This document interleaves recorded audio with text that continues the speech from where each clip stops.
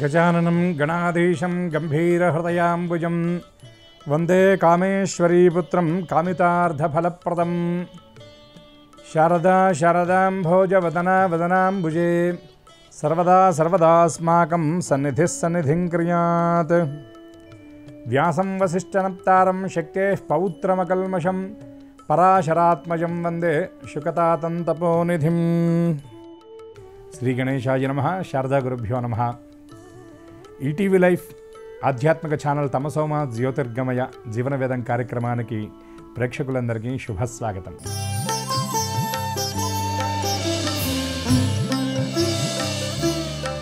కాండద్వయోపపాద్యాయ కర్మబ్రహ్మస్వరూపిణి స్వర్గాపవర్గరూపాయ యజ్ఞేశాయ నమో నమః అని మనం యజ్ఞేశ్వరుణ్ణి ధ్యానిస్తూ ఉంటాం. ఏ చిన్న కార్యక్రమం చేసినా అగ్న్యారాధన అనేది మనకి వేదంలో ప్రత్యేకంగా చెప్పబడుతుంది. ఏ కార్యక్రమం చేయాలన్నా, ఏ శుభకార్యానికి ప్రారంభ సూచకంగా కూడా మనం ఏం చేస్తామంటే ప్రప్రథమంగా మనం దీపారాధన చేస్తాం.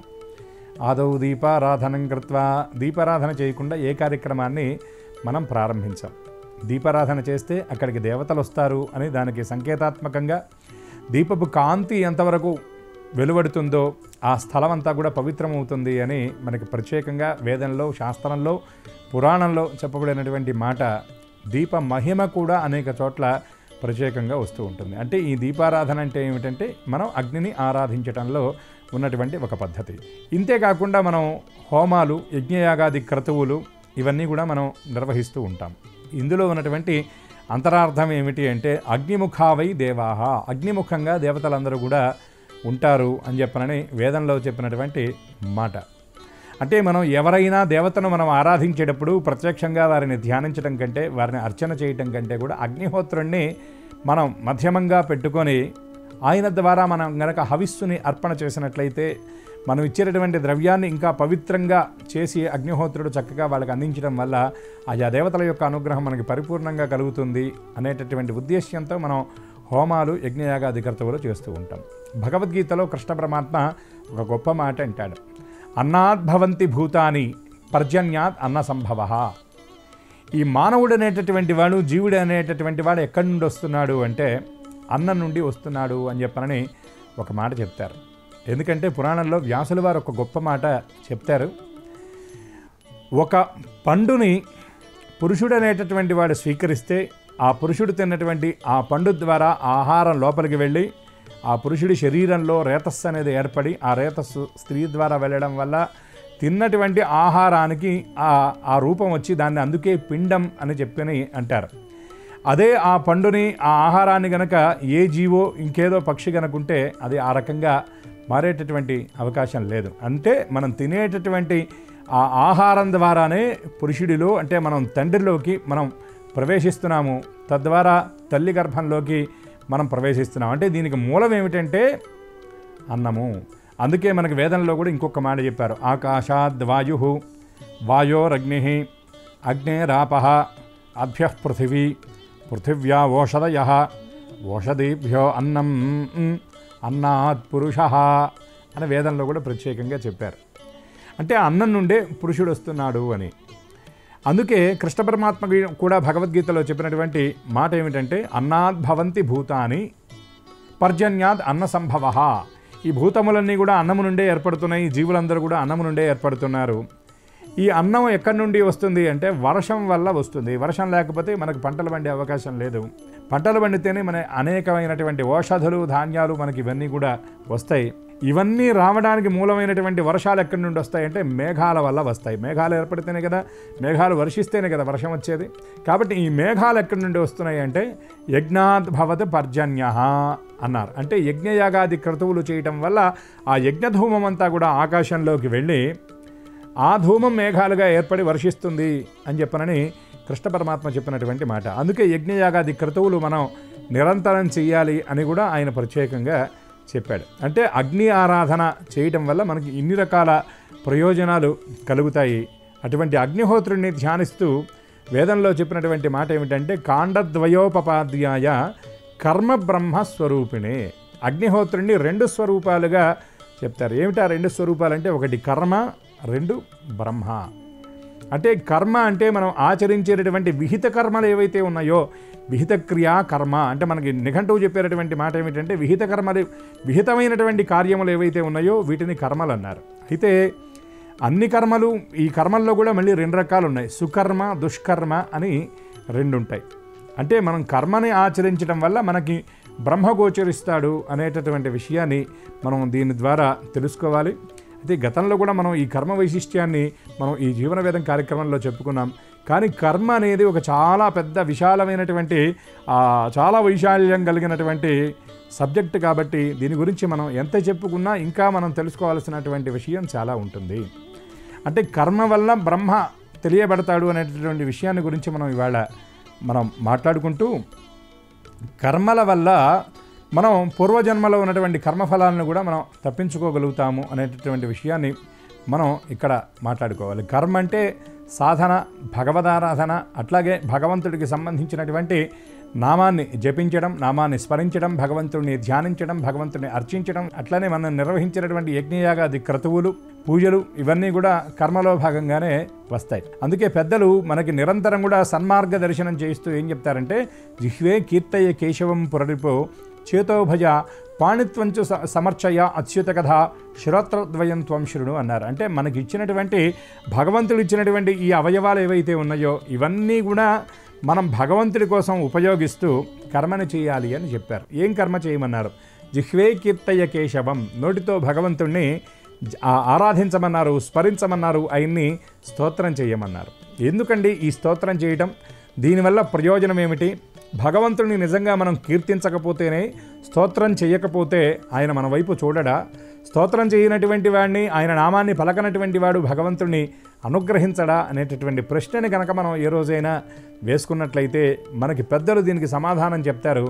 భగవంతుడు పిపీలకాది సమస్త ఆ బ్రహ్మ పర్యంతం కూడా సమదృష్టి కలిగినటువంటి వాడు. కానీ మనం చేసేటటువంటి ఈ భగవన్నామ కీర్తనం వల్ల ఏమిటంటే, భగవన్నామం చెప్పడం వల్ల మన వాక్కు పవిత్రతను సాధిస్తుంది. అట్లాగే మనం చేసేటటువంటి భగవదారాధన వల్ల ఏమిటండి, భగవంతుడిని ఆరాధించినటువంటి వాడిని, భగవంతుడిని అర్చన చేయనటువంటి వాడిని భగవంతుడు ఉద్ధరించాడా అంటే, అర్చన చేయకపోయినప్పటికీ కూడా భగవంతుడు ఉద్ధరిస్తాడు. కానీ కర్మ చేయవలసినటువంటి బాధ్యత మన మీద ఉంది కాబట్టి అందులో భాగంగా భగవదారాధన, అర్చన కర్మరూపంగా మనం చేస్తున్నాం. ఈ కర్మను చేయటం వల్ల ఏమిటంటే మనకి శరీర శుద్ధి కలుగుతుంది అన్నారు. అంటే మనకి త్రికరణములు అంటారు, మనస్సు, వాక్కు, కర్మ, ఈ 3 ఉంటాయి. అంటే కాయము చేత చేసేటటువంటి, శరీరము చేత చేసేదాన్ని, కర్మల చేత చేసేటటువంటి క్రియని కర్మ అంటారు. కాబట్టి భగవదారాధన చేయటం వల్ల ఈ శరీరం అనేది పవిత్రతను సాధిస్తుంది. ఇక 3వది ఏమిటంటే భగవంతుణ్ణి ధ్యానించడం. నిర్గుణ, నిరాకార, నిరంజన పరబ్రహ్మని మనం నిరంతరం కూడా విగ్రహాల రూపంలోనో, మూర్తి రూపంలోనో, లేదా కలశాల రూపంలోనో మనం ఆరాధన చేస్తూ ఉంటాం. కానీ ఇవి కేవలం ఈ శరీరానికి సంబంధించినటువంటి భౌతికమైనటువంటి ఆరాధనలో భాగంగా మూర్తి ఆరాధన మనం చేస్తాం. కానీ ఎందుకు అసలు వాస్తవంగా విగ్రహాలు ఎందుకు అంటే, నిగ్రహాన్ని సాధించడం కోసం విగ్రహం అని చెప్పారు పెద్దలు. అంటే మన మనస్సు ఒక చోట నిలబడాలి కాబట్టి మనకి ఈ వేదంలో కానీ పురాణాల్లో కానీ స్వామివారు ఇలా ఉంటారు, 4 భుజాలు ఉంటాయి, లేదా ఆయన శంఖము, చక్రము, గద, పద్మము ఇలా ఆయన ధరించి ఉంటాడు, లేదా అమ్మవారి గురించి చెప్తూ పద్మాసనే, పద్మవూరు, పద్మాననే, పద్మదలాయతాక్షి అని ఇట్లా అమ్మవారి స్వరూప స్వభావ వర్ణన ఇదంతా చేశారు. ఇదంతా దేనికంటే మన మనస్సు అక్కడ నిలబడడం కోసం. ఉదాహరణకి సామాన్యమైనటువంటి ఒక రాయి ఉందనుకోండి, మనం దారిలో వెళుతూ మన కాలు దానికి తగిలినప్పటికీ కూడా మనం దాన్ని పెద్దగా పట్టించుకోం. అదే రాయికి పసుపు రాసి బొట్టు పెట్టి మనం పూజలో ఎక్కడైనా కార్యక్రమానికి మనం దాన్ని వినియోగిస్తే దాన్ని చాలా పవిత్రంగా చూస్తాం, దానికి వంగి నమస్కారం చేస్తాం. ఎందుకంటే భగవంతుడు అక్కడ ఉన్నాడు అనేటటువంటి భావనతో మన మనస్సు అక్కడ నిలబడుతుంది కాబట్టి. అంతే సాధనలో ఈ ఈశ్వరారాధన అంటే నిర్గుణ సగుణారాధన అనేటటువంటి దాంట్లో ఇది సగుణారాధన కింద వస్తుంది. ఈ సగుణారాధన దేనికి అంటే నిర్గుణారాధన వైపు మనస్సు వెళ్ళడం కోసం అని పెద్దలు చెప్పారు. అంటే ఈ సగుణారాధన వల్ల ఏమిటి అంటే శరీరం నిలబడుతుంది, మనస్సు దాని మీద నిలబడుతుంది. తర్వాత మనం అలవాటు చేసుకోవాల్సింది ఏమిటంటే నిర్గుణారాధన. అంటే మూర్తి రూపంలో లేకపోయినప్పటికీ కూడా భగవంతుని మన మనస్సులో మనం నిలుపుకోగలగాలి. రెండవ విషయం ఏమిటంటే ప్రహ్లాదుడు తండ్రి అయినటువంటి హిరణ్యకశిపుడికి భాగవతంలో చెప్పినట్టుగా ఇందుగలను అందులేడని సందేహము వలదు చక్రి సర్వోపగతుండు ఎందెందు వెతక చూచిన అందందేగలడు దానవాగ్రణి వింటే అంటాడు. హిరణ్యకశిపుడు ప్రహ్లాదుని అడిగాడు, ఎక్కడరా హరి, నీ హరి ఎక్కడున్నాడు చూపించమంటే, ఎక్కడున్నాడు ఏమిటి నాన్న, ఆయన లేనటువంటి స్థానం ఎక్కడుంది? ఈశాన సర్వ విద్యానాం ఈశ్వర సర్వభూతానాం అంతర్బహిష్యతత్ సర్వం వ్యాప్య నారాయణ స్థిత అనింట ఆయన వ్యాపకుడు నాన్న. అందుకే ఆయన ఏమన్నారంటే విష్ణువు అన్నారు. ఈ విష్ణు అనేటటువంటి శబ్దానికి ఉన్నటువంటి అర్థం ఏమిటంటే వ్యాపయతి ఇది విష్ణు, సర్వత్రా వ్యాపించినటువంటి వాడు. అందుకే విష్ణు సహస్రనామంలో కూడా ఏం చెప్తారంటే విశ్వం విష్ణుర్వషట్కారో భూతభవ్య భవత్ప్రభు.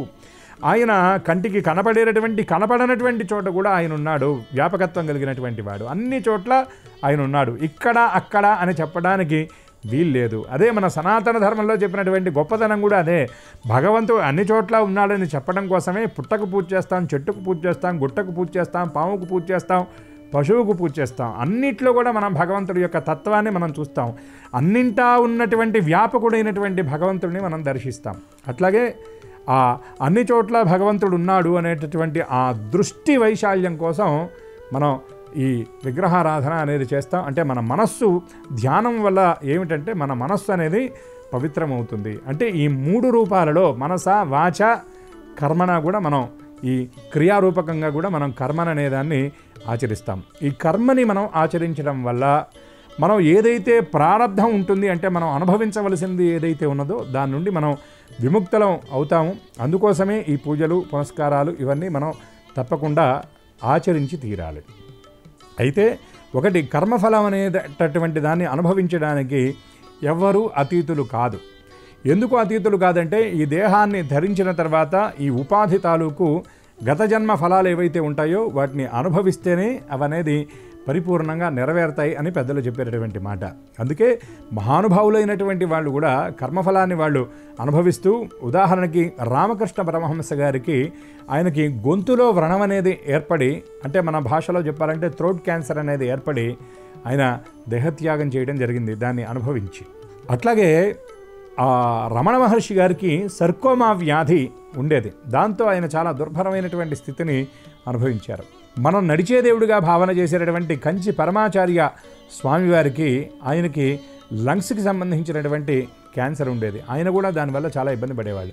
అయితే మనం అనుకోవచ్చు, ఏమండి ఇంత మహానుభావులు వాళ్ళే ఇటువంటి అనారోగ్యాలని మరి వాళ్ళు అనుభవించినప్పుడు వాళ్ళకి చాలా మహత్తులు ఉంటాయి కదా, మహిమలు ఉంటాయి కదా, వాళ్ళు దీనికి అతీతులు కాదా అంటే వాళ్ళు ఖచ్చితంగా అతీతులే. ఎందుకు అతీతులంటే వాళ్ళు అనుభవిస్తున్నటువంటి ఆ ఉత్కృష్టమైనటువంటి ఆ స్థితి ఏదైతే ఉందో వాళ్ళు అనుభవిస్తున్నట్టుగా భావన చేసేవాళ్ళు కాదు, ఇది అని సంబోధించేవాళ్ళు. అంటే ఈ శరీరానికి సంబంధించినటువంటి కర్మఫలం అని చెప్పేవాళ్ళు. అంటే మన సాధనలో కర్మఫలాలని మనం అనుభవిస్తూనే నవ్వుతూ దాన్ని మనం అనుభవించేటటువంటి స్థితి మనకి సాధన వల్ల వస్తుంది అనేటటువంటి విషయాన్ని మనం గ్రహించాలి. అట్లాగే శంకర భగవత్పాదుల వారు కూడా మూలశంక వ్యాధితో బాధపడేవాళ్ళు అని మనకు కొన్ని గ్రంథాల ద్వారా తెలిసేటటువంటి విషయం. శంకర భగవత్పాదుల వారి శిష్య బృందంలో తోటకాచార్యుడు అనేటటువంటి మహానుభావుడు ఒక ఆయన ఉండేవారు. ఆయన నిరంతరం శంకరుల వారికి అనేక రూపాలుగా ఆయన సేవలు చేస్తూ స్వామివారి వస్త్రాలన్నీ కూడా ఆయన ప్రక్షాళన శుభ్రం చేసేటటువంటి వాళ్ళ. ఆ శుభ్రం చేసేటటువంటి క్రమంలో శంకర భగవత్పాదుల వారికి జరిగినటువంటి దుష్టప్రయోగం వల్ల ఆయనకు మూలశంక వ్యాధి వస్తే ఆ దుస్తులు వస్త్రాలు చాలా దుర్గంధాన్ని వెదజల్లుతూ ఉన్నటువంటి సమయంలో పెద్దలకు మనం కొన్ని రకాలైనటువంటి గౌరవాలు ఇవ్వాలి. భగవంతుడికి పెట్టేటటువంటి పదార్థానికి ఒక పవిత్రత ఉండాలి కాబట్టి మన ఎంగిలి భగవంతుడికి నివేదన చేయకూడదు. కాబట్టి భగవంతుడికి పెట్టేటువంటి పదార్థాన్ని కూడా మనం ఎంగిలి చేయకుండా పవిత్రంగా మనం నైవేద్యం పెడతాం. అదే క్రమంగా గురువుగారి వస్త్రాలు శుభ్రం చేసేటటువంటి క్రమంలో ఈ శిష్యుడు ఆ వస్త్రాన్ని వాసన చూడకూడదు, అది గురువుకి ఇచ్చినటువంటి గౌరవం. కాబట్టి ఏం చేసేటటువంటి వాళ్ళంటే ఆ బట్టని బాగా పిండిన తర్వాత ఆ నీళ్లు ఆయన వస్త్రం నుండి వచ్చేటటువంటి ఆ నీళ్లు నోట్లో పోసుకొని రుచి చూసేవాట. ఏ విధమైనటువంటి రుచిలో తేడా లేకుండా ఉన్నప్పుడు, శుభ్రమైనటువంటి నిర్మలమైనటువంటి రుచి ఉన్నప్పుడు వస్త్రాలు శుభ్రపడ్డాయి అని చెప్పనని ఆయన భావన పొందేటటువంటి వాడు. అంటే ఇక్కడ ఈ దీనివల్ల అంటే ఆ గురువుకు చేసినటువంటి ఆ సేవ వల్ల కూడా తోటకుడికి అద్భుతమైనటువంటి జ్ఞానం వచ్చింది అని మనకి ఈ కథలో చెప్పబడేటటువంటి విషయం. అంటే ఈ విషయాన్ని మనం ఎందుకు ప్రస్తావించామంటే సాక్షాత్తు అపర శంకరావతారులైనటువంటి శంకర భగవత్పాదుల వారు కూడా ఈ శరీరాన్ని, ఈ ఉపాధిని ధరించడం వల్ల ఆయన కూడా దేహానికి సంబంధించినటువంటి అనారోగ్యానికి సంబంధించినటువంటి ఇబ్బంది పడ్డారు. అంటే కర్మఫలానికి ఎవరు అతీతులు కాదు. కాకపోతే భగవదారాధన చేయటం వల్ల, భగవన్నామ స్మరణ చేయటం వల్ల, భగవంతుడి ధ్యానం చేయటం వల్ల మనకి దేహ ఇంద్రియ జయసిద్ధి కలుగుతుంది. అంటే మనం కర్మఫలాలను చాలా సులభంగా మనం అనుభవించగలుగుతాం అనేటటువంటి విషయాన్ని మనం ఈ సందర్భంగా తప్పకుండా చెప్పుకోవాలి. పెద్దలు ఇంకో మాట కూడా చెప్తూ ఉంటారు, ఎంత ధనమున్నా, అధికారం ఎంతయున్నా, మందులెన్నున్నా, ఘనవైద్యులందరున్నా, పూర్వజన్మ సంచిత కర్మానుభుక్తి ఎంత వారికైనా దప్పునే వసుధ మీద అని చెప్తారు. అంటే మన ఎంత అయినా ధనం ఉండవచ్చు, కానీ ఆ ధనం వల్ల మనం చక్కటి వైద్యం అయితే చేయించుకోగలుగుతాం, కానీ ఆరోగ్యం కొనేటటువంటి పరిస్థితి ఉండదు. ఎందుకంటే దీనికి సంబంధించి ఎక్కడో ఒక మహానుభావుడు ఒక చిన్న చాలా క్లుప్తంగా ఒక వ్యాసం లాంటిదో ఒక కథ లాంటిదో రాశాడు. ఏమిటంటే ఒక పిల్లవాడు హాస్పిటల్లో నర్సుగా పనిచేసేటటువంటి తన తల్లి దగ్గరికి వెళ్ళాట. తల్లి ఆ సమయంలో బయట లేదు. అక్కడ మిగిలినటువంటి ఆ తల్లితో ఉన్నటువంటి సహోద్యోగులు చెప్పారట, మీ అమ్మ ఐసీయూలో ఉంది, అక్కడికి వెళ్ళి కలవమని చెప్పారట. అక్కడ ఉన్నటువంటి వాళ్ళ దగ్గర అనుమతి తీసుకొని వాళ్ళ అమ్మ దగ్గరికి ఐసీయూలోకి వెళ్ళి చూశాడు.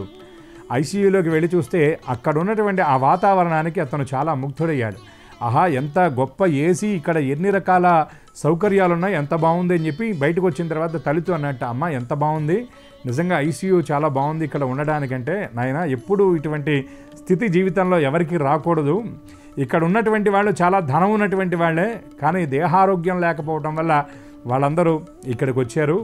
మనకున్నటువంటి ధనం వల్ల విలాసవంతమైనటువంటి సౌకర్యాలు ఉన్న హాస్పిటల్కి అయితే మనం వెళ్ళగలుగుతాం, కానీ దేహారోగ్యం అనేది మనం కొనుక్కోలేమురా. కాబట్టి ఇటువంటి ఐసీయూ ఇది చూడటానికి అందంగా ఉంటుంది బయట నుండి చూసేటప్పుడు, కానీ దాన్ని అనుభవించేటప్పుడు అక్కడ ఉన్నటువంటి వాడికి దాని నరకం అర్థమవుతుంది అని తల్లి చెప్పినట్టుగా ఆ వ్యాసంలో ఆ కథలో రాశారు. అంటే మనం దీన్ని బట్టి తెలుసుకోవాల్సినటువంటి విషయం ఏమిటంటే, మన దగ్గర ఎంత ధనమైనా ఉండవచ్చు, దానివల్ల మనం వైద్యులను ఏర్పాటు చేసుకోగలుగుతాం, చక్కగా విలాసవంతమైనటువంటి సౌకర్యాలు ఉన్నటువంటి ఆసుపత్రికి వెళ్ళగలుగుతాం, కానీ ఆరోగ్యాన్ని మనం ఆ డబ్బుతో కొనలేము. అందుకే పెద్దలు ఏమంటారంటే, ఆరోగ్యమే మహాభాగ్యం అని చెప్తారు. ఎంత ధనమున్నా, అధికారం ఎంతయున్నా, మనకి ఎంత అధికారమైనా ఉండొచ్చు, ఆ అధికారంతో మనం ఏదైనా సాధించవచ్చు అనుకుంటే పొరపాటు. అనుభవించాల్సినటువంటి ఇబ్బందులు దానిలో కూడా మనం అనుభవిస్తూనే ఉంటాం. మందులు ఎన్నున్నా, ఘనవైద్యులెందరున్నా, ఇవాళ మనం చూస్తూ ఉంటాం, మంత్రులైనటువంటి వాళ్ళు, చాలా ఉన్నత స్థితిలో ఉన్నటువంటి అధికారులు, ఉదయం పూట నిద్రలో వెళ్ళిపోయినటువంటి వాళ్ళు కొంతమంది ఉన్నారని మనం వార్తల్లో చదువుతూ ఉంటాం. కొంతమంది లేచి వ్యాయామం చేస్తూ హార్ట్ స్ట్రోక్ వచ్చి చనిపోయారని కూడా మనం విన్నాం. అంటే ఇదంతా ఏమిటంటే పూర్వజన్మ సంచిత కర్మానుభుక్తి, వాళ్ళకి ఆయుష్ లేదు, అందువల్ల వెళ్ళిపోయారు. అంటే మనకు ఉన్నటువంటి ధనం వల్ల, అధికారం వల్ల మనం మందులు కొనుక్కోగలుగుతాం, కానీ ఆరోగ్యాన్నో ఆయుష్నో మనం కొనుక్కోలేము. మందులెన్నున్న, ఘనవైద్యులందరున్న, పూర్వజన్మ సంచిత కర్మానుభుక్తి ఎంత వారికైనా దప్పునే వసుధ మీద అంటారు.